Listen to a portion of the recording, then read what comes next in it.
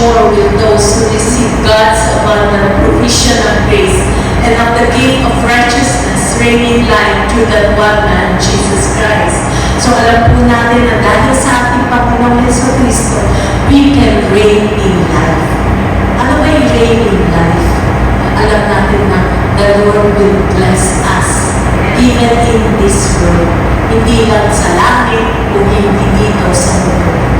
At yun po yung sinasabi na because of Jesus, because of the abundance of grace na natanggap natin dahil namatay ang Panginoong Jesucristo para sa atin, we can reign in life. And that grace of God will just flow upon us, that unmerited favor of God, that we can have the kairos and the kara to be at the right place at the right time, the right happenings ni Tama na mangyari sa buhay natin. Di ba yan po yung last week natin topic about the kara and the kairos, which means right place and the right time, the right happenings. God will place us in that position kung saan ka dinadala ng Panginoon, ituturo niya kung saan ka dinadala ng Panginoon. And in that position, God can flow His blessing upon us. And I believe that every one of us, God has a wonderful plan for each one of us. And God is blessing us, making us strong. Ika nga, sa mga panahon ngayon, we are at the light unto the world. In the darkness, we are the light. So, yung mga taong mga nawawala ng landas, yung mga taong in darkness, sabi nga, in the last days, makita mo yung mga tao, parang pasama ng pasama. Di ba yung mga hindi mo naiisip na mangyayari na ginagawa ng mga tao, nangyayari ngayon. And how much more in that tribulation, yung mga namawala yung mga Christian, yung mga, di ba sabi nga, the promise of God, we will not suffer wrath. Yun ang magandang pangako sa atin ng Panginoon. Na in the tribulation, we will not suffer wrath. Kasi yung, may nabasa nga ako ng gabi, yung tayo na, sundugan na yun, yung pregnant woman, di ba yung sabi nga na, yung itinanggal, yung unborn, na nung pala nung araw, ginawa nila yun, ng mga kalaban sa Israelites, sa mga Israelites. So, nangyayari na yun. Ginagawa nila lahat na pagmataas ko na doon sa nabasa ko kahapon. Nangyari, ginawa ng mga Hamas doon sa mga Israelites. And it is really happening. And we know we are in the last days. Kung kaya we know that as Christians, God is protecting us and covering us, making sure that we are at the right place at the right time. Amen? So, we will reign in life. So, how can we live? Sabi nga, this can happen to us because we can have access to the grace of God. The favor of God ay nasa sa atin because of Jesus. So, we live under grace, and that is by walking in the Spirit and following His promptings. So, ano nga yung scripture verse natin ngayon sa araw na ito? In Romans 8:14-16. For as many are led by the Spirit of God, these are the sons of God. For you did not receive the spirit of bondage again to fear, but you have received the Spirit of adoption, whom we cry out, Abba, Father. The Spirit Himself bears witness with our spirit that we are the children of God. Amen? At tayo ay anak ng Diyos. Ang sabi nga dito, ano bang ibig sabihin? Sabi nga, we as Christians, we can be led by the Spirit. Nililid tayo ng Spirit kung ano ang dapat natin gawin. Kung kaya bilang anak ng Diyos, the Son of God, sabi nga nito, the Spirit of sonship ay nasa sa atin. Nung tinanggap natin ang Panginoon, when we accepted Jesus as our personal Lord and Savior, we received the Spirit of adoption, the Spirit of we are now the son of the living God. So, ano yung ibig sabihin ng son dito? In Greek po, means huios, refers to mature, full-grown son. Ibig sabihin, hindi na ito yung mga infant. Ang infant na sinasabi ay yung puyos-puyos. Pero dito, ang sinasabing son dito ay yung mga mature, refers to mature, full-grown son. Ang infant ay mga nepios. Ang infant is a young child who's not yet without power and impotent. So yun yung mga nepios. Pero tayo, yung sinasabi dito ay huyos, mature. Kumbaga, hindi ka na umiinom lang ng gatas, kumakain ka na ng meat. Strong na. Because, as sabi nga, you are not under the law, but under grace. And the more we understand the grace of God in our life, the more you can accept who you are in Christ Jesus. Amen? Doon mo na iintindihan, ano ka ba bilang anak? Ano ang karapatan ng isang anak? At ito ay sinasabi, you are no longer slave or an infant. You are a mature, you are the son of God. As sons of God, we can expect to be led by the Spirit, for the Spirit leads us. The Spirit of God leads us. The Holy Spirit is upon us. So natanggap natin ang banal na Spirito nung tayo ay nung tinanggap natin si Jesus as our Lord and Savior. So what is the Spirit of sonship? The Spirit who makes us become like little children and awakens in our heart the childlike fear and reverence so that we can really pray. In Christ, we have access to the throne of God and knowing who you are in Christ. Alam mo na, ano ka na sa kasama mo, kapag kasama mo ang Panginoong Yeso Cristo, ikaw ay anak ng Diyos. Ganak na anak, hindi lang anak na nangalan. Kung hindi, ganak na anak ng Diyos. You are now the child of the living God. Kaya we can no longer there is no longer condemnation because we know that we are now righteous at the sight of the Father. Why? Because of Jesus. Our righteousness comes from Jesus. So, we can come boldly. Hindi ka na natatakot. Kasi yung araw, kapag nagpe-pray ka, di ba, kasi ito yung usual natin prayer ng araw, di ba? Paglapit mo, sabi, alalahanin mo lahat ng iyong kasalanan bago ka makalapit sa Panginoon. Pag ginawa mo yun, hindi ka na makakalapit dahil sa takot mo at dahil sa, yung sabihin mo, parang may feeling ka na meron ng nakaharap. Pero ngayon, you are a child of the living God. You can come boldly because of Jesus. Because the blood of Jesus washes you and you are now, you can come boldly unto His presence. So that is our assurance. Sabi nga, when the Holy Spirit ay nakasa atin, that is assurance that we are the children of God and co-heirs in Christ Jesus. Sabi nga, sabi nga, lahat ng nasa Ama ay binigay kay Jesus at lahat ng nasa Jesus ay binigay sa atin. Anong verse yun? In John 16:15. Everything the Father has is also mine. Si Jesus na nagsasabi nito. That is why I've said, He takes from me and delivers to you. Amen? Sa atin. Amen? Diba? Tandaan niyo yan. Ang ganda na sinabi. Lahat ng sa Ama ay binigay kay Jesus. At lahat ng sa akin ay binigay sa iyo. Amen? We can accept that all the blessings of God ay binigay niya para sa atin.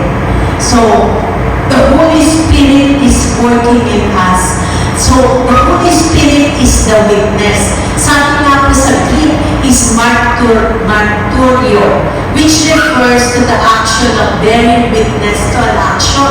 So, ibig sabihin po, katulad sa court, di ba, in the court of law, meron pong witness. Kunyari, merong isa doon na may sala, ay walang sala. Tapos, yung witness, nag-witness siya, hindi, ganito ang nangyari, wala talagang kasalanan niya kasi ganito. Which ang Holy Spirit na nasa sa atin bears witness that we are now the children of God. Not only that, He is the mark, the seal that we have now an everlasting life. Kaya yung mga tao na hindi naniniwala na kung makasasama ka sa rapture o hindi, kalimutan nyo na yun. Kasi ang pangako ng Panginoon, we are now sealed by the Spirit of God. That it is a mark, a seal. Kung natatahan ka na ikaw ay anak ng Diyos. And you have an everlasting life. Amen? Yun ang pangako ng Panginoon sa atin. Kung kaya yun po yung first na we will witness na Holy Spirit, our salvation. Kumbaga, that is your assurance. You know that you are now saved because of what Jesus did at the cross. He died for you. Every sin na nagawa mo, He died for you at kinuha na yun. Amen? So whatever is your past, yung mga past mo na mga kasalanan, kinuha na yan, burado na. Kasi nung araw, isip natin, naku, iniipon niya, para pag nakatay ka, mabasahin lang na kasalanan mo. Ano ba na parang na to? Galit na binura mo. Hindi po. Dahil inalis na yan. Binura na yan ng ating Panginoon. Amen? And our righteousness, our works na binigay natin sa Panginoon, yun ang mga nakasulat. Amen? Sa Revelation, nakasulat po yan. So, in Ephesians 1:13-14, in Him, you also, when you heard the word of truth, the gospel of your salvation, and believe in Him, were sealed with the promised Holy Spirit, who is the guarantee of our inheritance until we acquire possession of it to the praise of His glory. Ayan po yun hindi lang ako nagsabi. Sa Ephesians 1:13-14, sinasabi dito, you are sealed with the promised Holy Spirit, who is the guarantee of our inheritance. Amen? Of our inheritance. Ibig sabihin, siya nag-guarantee, may inheritance ka. Amen? So, the Holy Spirit will lead you and give you the power to do it. So, step by step lang. Hindi yung kaagad. Kasi tayo, gusto natin, kung alam na natin lahat ng direction, di ba? Kunyari sa Waze. Mga gumagamit ng Waze, di ba? Yan kasi, binibigay sa yung direction. Pero kung gusto mo para yung direction na kaagad, may pintindutin ka doon, nakalagay ka doon, di kung sa ganito, di kung sa ganito, hanggang makarating ka doon sa papatunguhan mo. Sa Panginoon, gusto niya ay step by step. Kasi doon ka lumalago doon ka mas nagiging dependent on the Lord. Kasi kapag binigay niya sa iyo, baka hindi mo pa ayanin. Kung kanyari, like for example, yung mga nananalo sa loto, di ba yung super blessing na hindi nila kinaya at nangyayari nasisira yung buhay nila? Ganun po. Sa atin, unti-unti pinagkakatiwalaan ka ng Panginoon to all the blessing that you have for you. Amen? That He will, okay na Sister Tess, itong aking anak na to, bibigyan ko na siya ng ganyan. Unti-unti, the Lord will lead you step by step. So, take one step at a time, and the Holy Spirit will lead you in your career and who to marry, yung choices mo, and how to do parenting. Ituturo niya yan sa'yo. Kasi lahat ng mga bata, iba-iba naman talaga ugali ng bata, di ba? Meron yung ibang treatment mo dito, kasi ibang klase siya sumano, meron iba na sensitive na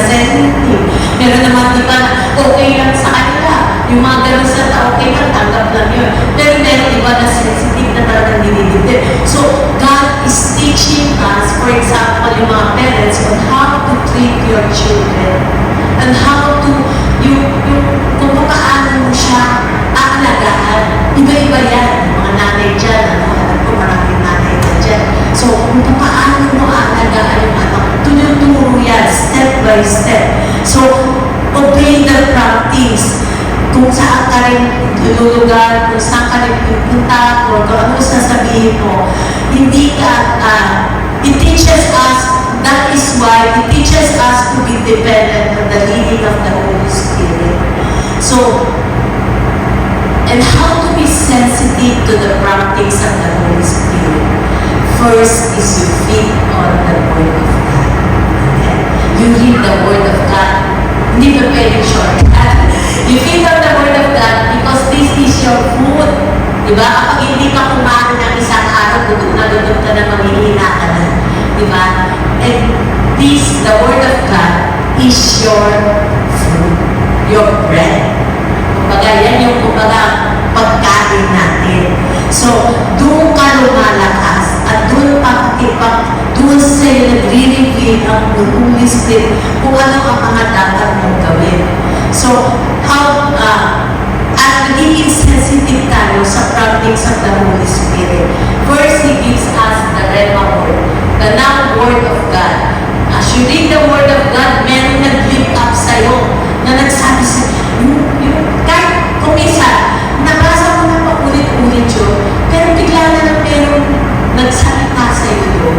At yun yung sinasabi natin, the Rema Word, the now Word of the Lord. At yun yung pinagkahawakan niya. Minsan ito yung nililid niya sa'yo na gagawin mo.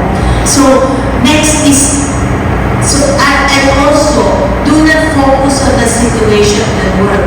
So, yung mga natural things. Because we know that lahat naman ng mga nangyari, lahat ng mga nandito sa mundo nito, it starts with the spiritual world, di ba? The supernatural. Kung kahit lahat ng nandito sa mundo nito, di ba? When God created the world, first the Word, di ba? Let there be light. Let there be water. Let there be So lahat ng mga yun, nag-umpisa sa salita, and then the Holy Spirit moved on those words. And the same thing with us, that the Lord is teaching us na we depend on the Word of God. And as we depend on the Word of God, the Spirit of God will move on those words. Amen? So, that is why, meron na ako kung napakaganda natin gawin na, kunyari, pag-isip mo pa lang ng umaga, di ba pag-isip mo ng umaga, kung minsan, ang dami nang pumapasok sa isip mo, di ba? Minsan, problema. Minsan, ang dami mo nang gagawin, nandun na agad, lahat ng pinutunan ng kaaway mga nasa isip mo, ako, kailangan na tumayo at magaling ganyan. Pero, mas maganda, you first pray the Romans 12:1. Suggestion lang ito. Napakaganda kasi ginagawa ko yun. I beseech you, ito yung sa Romans 12:1. I beseech you therefore, brethren, be by the mercies of God, that you present your bodies a living sacrifice, holy, acceptable to God, which is your reasonable service. So ito po yung kumbaga yung sa Romans 12:1, wala dyan. Ngayon lang kasi umagal ko eh. So yung Romans 12:1, ito yung kumbaga, bago ka palang bumangon, sabihin mo na sa Panginoon, itong prayer, that Lord, I beseech you, I present my body as a living sacrifice, holy and acceptable to you, Lord. Ibig sabihin, Lord, I give up to you ang aking pong mga mata, ang aking kamay, ang aking paa, lahat sa akin ay no-offer ko sa iyo. And Lord, use this for your glory. And everything na gagawin ko sa araw na to, Lord, ikaw ang mag-lead sa akin. Ikaw yung kumilos sa akin. And help me to become more sensitive. Ibig sabihin, yung mind ko, yung kamay ko, lahat ito, ino-offer ko sa iyo para gamitin mo for your glory. And Lord, I know na ikaw din, you will make kumbaga, mas aware sa presensya and to your leadings, and to your promptings, and to your voice. Amen. In that way, you are saying to the Lord, Lord, ang buhay ko, hawak. At lahat ng ito, alam ko ikaw mag-guide sa akin. Sabi nga, the Lord is our shepherd. Diba? And we are the sheep. And the Lord leads us kung saan Kanya dinadala. That way you know that you are secure. Alam mo na lahat ng gagawin mo, gagabayan niya. In that way, hindi ka matatakot kasi alam mo, lahat ng iyong gagawin for that day are blessed. Amen? Even yung magluluto mo, blessed. Even yung magsalita mo, blessed. Even nga yung mouth mo, you offer unto the Lord para walang lalabas na hindi na negative sa bibig mo, kung hindi the word of God and the blessings of God. Amen? In that way, you are offering yourself unto the Lord. You submit everything unto the Lord and helping, and you will become aware of His presence and to see what is happening in the spiritual realm. Dahil kapag yun yung prayer mo, you become sensitive to His presence and you become keen, kumbaga practice, and you will become aware kung ano yung nakapaligid sa'yo, kung ano yung nangyayari sa paligid mo. Doon ka niya, kapag aware ka sa nangyayari, yung naiintindihan mo yung nangyayari, doon, kunyari, alam mo na, inaano sa'yo, huwag ka dyan doon pumunta, dito ka pumunta. O kaya sasabihin sa'yo, kausapin mo sila ito, kasi may pinagdaraanan siya. Yung mga ganang practice ng Panginoon sa'yo, iba kapag ginawa mo. Amen? And nilid ka. Even in your investment, if He leads you in what investment na lalagyan mo, hindi na yung kung sa mind, but there is that inner practice na nasa sa'yo. Na kahit sa tingin mo pa, imposible naman, ano ba doon? Pero may practice within you. Because the Spirit speaks, hindi naman dito sa mind natin, kung hindi inside us. Because the Spirit lives within us. Okay? And another is that He gives you the rest. One way na nililid ka is there is that rest and peace. Kapag wala kang kapayapaan doon sa iyong ginagawa, ibig sabihin, hindi yan. Yung meron ka pa, ano ba yan? Bakit lahat na lang gawin ko dito para hindi ma-push through o kaya hindi tumatama? Yung parang wala kang kapayapaan. It is one way of saying sa'yo na parang stop mo na. Pray about it. Pray mo na kung ano gusto pagawa sa'yo ng Panginoon. Because He leads us through that rest and peace. Yung meron kang kapayapaan. Yung kunyari, sinabi sa'yo ng Panginoon na, pumunta ka sa ganyan, tapos may peace ka. So, meron kang, kahit alam mo na nagbigay ka doon, alam mo, nalalago yun, kasi may kapayapaan ka. You have that peace. Because He leads us to that rest and peace. Nasabi po sa Hebrews 4:11, let us therefore be diligent to enter that rest, lest anyone fall according to the same example of the disobedience. So, ibig sabihin, God is giving us that rest kung saan, kumbaga, He is guiding us in what to do in everything in our life. So, and sabi nga, take the first step. Kapag may sinabi sa'yo, do it. At after mo dumaan doon niya sasabihin yung next mong gagawin. Katulad ni Abraham. Di ba kay Abraham? Ganito, kay Abraham, yung time na yun. Sabi sa Genesis 12:1, get out of your country, from your family, and from your father's house, to a land that I will show you. Dito, sinasabi ng Panginoon na yung kinausap na si Abraham, umalis ka dyan at pumunta ka dun sa lupang ibibigay ko sa'yo na ipapakita ko sa'yo. Di ba, wala kang specific na lugar kung saan siya pupunta. Di ba, kung ikaw yun, medyo, ano nga yun, Lord? Paki-explain mo nga yung sinasabi mo. Dahil walang specific eh. Pero ano, nagtanong pa sa Abraham, di ba hindi? Anong ginawa niya? Dinala niya ang kanyang sinitisan niya, kanyang asawa, at yung kanyang mga ari-arian, at umalis sila. At nung nakarating sila sa Canaan, siguro dinediretso na or whatever yung time na yun, pero God is leading him. At doon nandun na siya sa may Canaan, kaya walang talo nito eh. Alam natin, yung Israel ay for the Israelites. Kasi binigay yun ng Panginoon. Ito yung sabi nga niya eh, di ba? That land ay binigay niya sa mga Israelites. Ito yun, so that the Lord appeared to Abraham and said, to your descendants, I will give this land. And there he built an altar to the Lord and who had appeared to him.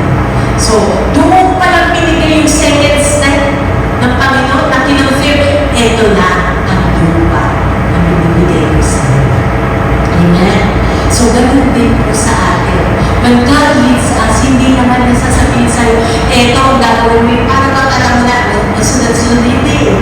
As you obey Him, one by one, He reveals it to you kung ano ang gagawin. That is what trust in the Lord. You trust and move through His word. Amen? So, and that is why it is important that you take the first step and having faith in His word. Flow, and another is flow in the gifts of the Spirit, the giftings. So these are the gift of the Spirit. And step by step, binibigay niya. Hindi naman automatic lahat na ng gifts of the Spirit, 9 gifts, nasa sa'yo, hindi. As the Lord leads. Pero first na binibigay niya is love. Diba? Yung pagmamahal. Dahil, when God gives you that love, yung love na yun will keep you. Kumbaga, yung nagkakaroon ka ng pag-ibig para tumulong o kaya pag-ibig na kumbaga mag-pray para dun sa tao. And then, the next gift, binibigay ng Panginoon. Amen? Kasi, kapag kunyari, binigay na sa'yo lahat ng gifts, sometimes, nagiging proud. Di ba? Pero kaya, ang ginagawa ng Panginoon, step by step, binibigay niya yung gifts sa atin. First gift na natanggap natin is love, and then, the love of God for us, di ba? Yung natanggap mo yung pagmamahal ng Panginoon sa'yo, yun yung kumbaga nagbibigay sa'yo ng compassion, nagbibigay sa'yo ng love sa iba. That is, kumbaga, the first. And next, anong binigay niya? The gift of us.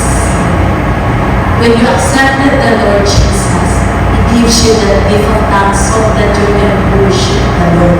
And then, alam na natin, as the Lord leads, whatever you give, kung ano yung time na yun, hindi niya sa isang tao yan. Yung mga gifts is operational sa lahat sa atin. As the Lord, yung kumbaga yung pangangailangan doon sa araw yun.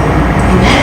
Yung gift of healing, gift of prophecy, the gift of miracles. So, lahat ng gifts na yun ay pwedeng maging sa atin. That is why we flow in the gifts of the Spirit. And in 1 Corinthians, ito po yun, 41, pursue love and desire spiritual gifts, but especially that you may prophesy. Ano yung una? Love. Pursue. As you ask the Lord yung love niya na mag-grow sa atin, that compassion na mag-grow sa atin, then we know He will move. He will move para lalo natin matanggap ang blessing na binibigay sa atin ng Panginoon. And then, He equips us to be able to do what God wants us to do. Sabi nga po sa Hebrews 13:21, equip you with every good deed to carry out His will and strengthen you accomplishing in us that which is pleasing in His sight through Jesus Christ, to whom be the glory forever and ever. He equips us. Kung ano ang pangangailangan mo sa araw na yun, tinutulungan tayo. Amen? So whatever we need, kunyari, meron nagpa-pray sa'yo, o kaya kailangan mo ng blessing, the Lord will be the one to provide for us. That is, sabi nga, God is teaching us and directing us in the way that we should go. Next. So, ano yung promise niya dito? When we follow, the Spirit brings victory in every areas of our life. Sabi nga po sa Isaiah 48:7, this is what the Lord says, your Redeemer, the Holy One of Israel. I am the Lord your God who teaches you what is best for you, who directs you in the way you should go. Amen? Yan ang pangako ng Panginoon sa atin. He will direct us. He will direct us and teach us what is best for us. Meron plano ang Panginoon sa bawat isa sa atin. And He will direct us and teach us kung paano, kung ano ang dapat gawin. At ang maganda nito, ini-equip na yan. Amen? Kung ano ang kailangan mo. At sabi nga po dito, at nakita natin yan, na lahat ng mga disciples, yung mga prophets na sila like Abraham, di ba, ginaid siya ng Panginoon kung saan siya pupunta. Like Moses, ginaid siya ng Panginoon kung paano mapalaya ang mga Israelites sa mga Egyptian na dahil under slavery sila. At lahat yun ay ginawa ng Panginoon. Even si Jesus, noong time na he started his ministry, after the baptism of the Spirit, siya doon nag-start ang kanyang ministry. At sabi nga in John 5:19, very truly I tell you, the Son can do nothing of himself. He can only do what he sees his Father is doing, because whatever the Father does, the Son also does. At ganun din po tayo. Whatever is in the heart of God, as you become sensitive to His promptings, you will do, so that He can use you mightily. And tayo, we are designed to recognize His presence and His voice. Sabi nga in John 10:27, my sheep hears my voice, and I know them, and they follow me. At paano nga kung ba natin then follow the voice of God? That is having that personal relationship with the Lord Jesus. You know, sabi nga, the sheep knows the voice of the shepherd. So, ganun po tayo, alam mo kapag sino ang nagsasalita sa iyo. You know, katulad na mag-asawa, di ba? Kapag meron kayong relationship, yung very close kayong mag-asawa, very close yung mag-asawa, kahit nasa malayo siya at maraming crowd, pag narinig mo yung boses niya, alam mo siya yun. Kasi kilala mo eh. Kung kaya kailangan mo rin malaman that relationship with the Lord, so that you will know His voice. When He is saying to you, anak, dito ka lang. Dito ka pumunta. Because we know He is guiding you. Amen? Living immersed in Christ that makes us aware of the voice of God. Ito nga po yung sabi sa John 10:11-12, I am the good shepherd. The good shepherd gives his life for the sheep, but a hireling, he who is not the shepherd, one who does not own the sheep, sees the wolf coming, leaves the sheep, and flees. And the wolf catches the sheep and scatters them. So, ibig sabihin po nito, tayo na nasa Panginoon, ang protection niya ay nasa sa atin. Amen? He will protect us and will teach us on what to do. Amen? So, yun nga po yung inaaral ko nga po, because we know that we are now in the last days. And for us to reign in life, we should know that practice na binibigay sa atin ng Panginoon. That living through the Word of God. Amen. Kasi kapag mayroon nagsabi sa iyo na kontra sa salita ng Diyos, hindi yun.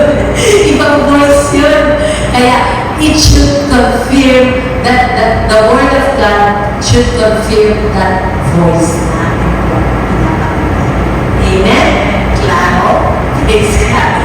Sabi po, ang ating po message for today, that we should learn to hear the voice of God. Amen? Praise God.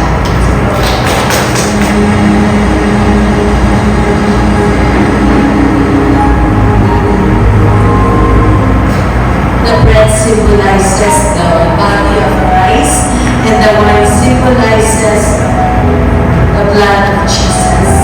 And as we take the bread and the wine, let us remember Jesus who died for us. For I have received from the Lord that which I also delivered to you, that the Lord Jesus on the same night in which he was betrayed took bread, and when he had given thanks, he broke it and said, "Take, eat, this is my body, which is broken for you. Do this in remembrance of me." Lord, as we take the bread, we thank you, Lord God, for the wholeness, Lord God. We thank you, Lord, that by your stripes we are healed. Ito, Panginoon, ang nagpapagaling sa atin. We thank you, Lord, that you are healed, O Lord Jesus. We thank you for the body that was broken for us. Let us not take the bread.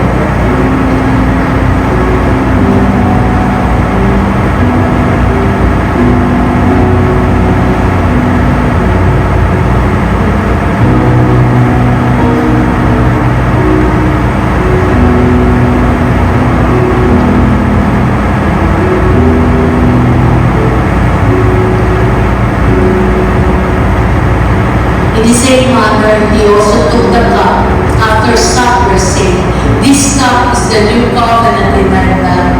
This do as often as you drink it in remembrance of me." As we take the wine, let us remember the blood that was shed at the cross for us. Thank you, Lord, for the blood that gives us victory, Lord.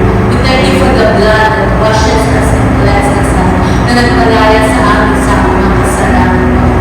We thank you for the blood, Lord God, that because of you, we are now victorious, and we can reign in life, Lord God, because of you, Lord Jesus.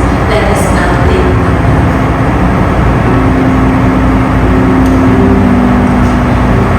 Thank you, Lord. We praise your holy name, God.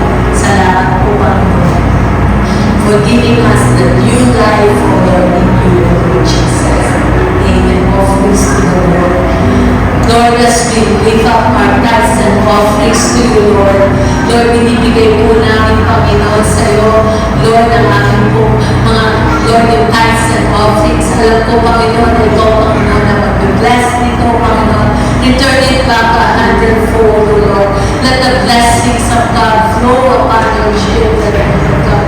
And we thank you, Lord God, for an open heaven, Lord God, of opportunities and blessings to flow upon your children. Let there be a bountiful blessing, O God, sa bawat isa, Lord God. Umaapaw, Panginoon. Lord, we thank you, Lord God, na ikaw ang magpoprotekta sa lahat ng mga, Lord, ng mga negosyo, lahat ng kanilang mga trabaho, Panginoon. Ikaw, Panginoon, na nag-bless nito, Lord God. Because it is your promise, Lord. And as we give to you, Lord, ikaw, Panginoon, your protection is upon your people, Lord God. We thank you, Lord. In Jesus' name we pray. Amen. Close your prayer. Lord, we thank you, O God, for your words, O God, for your promises, O God. Lord, we thank you, Lord God, that we believe, O God, we declare, O Lord God, that Abraham's blessings are ours, O Lord God. Nakita namin, Panginoon, ang iyong mga pangako, Panginoon. And Lord God, we accept, O Lord God, the blessings of God na iyong pong mga promises sa amin, Panginoon. And let your grace rules upon your people, your blood protection upon each one, O Lord God, at sa kanilang mga pamilya at sa lahat ng kanilang trabaho. Let your blood protection be upon each one of us, O Lord God. And Lord, we believe for great and mighty things, O God. Let your face shine upon us, O Lord. Because in your presence, there is victory, O Lord God. There is peace, O Lord God. And we claim it, O Lord God. Lord, let your face shine upon us, O God. And Lord, we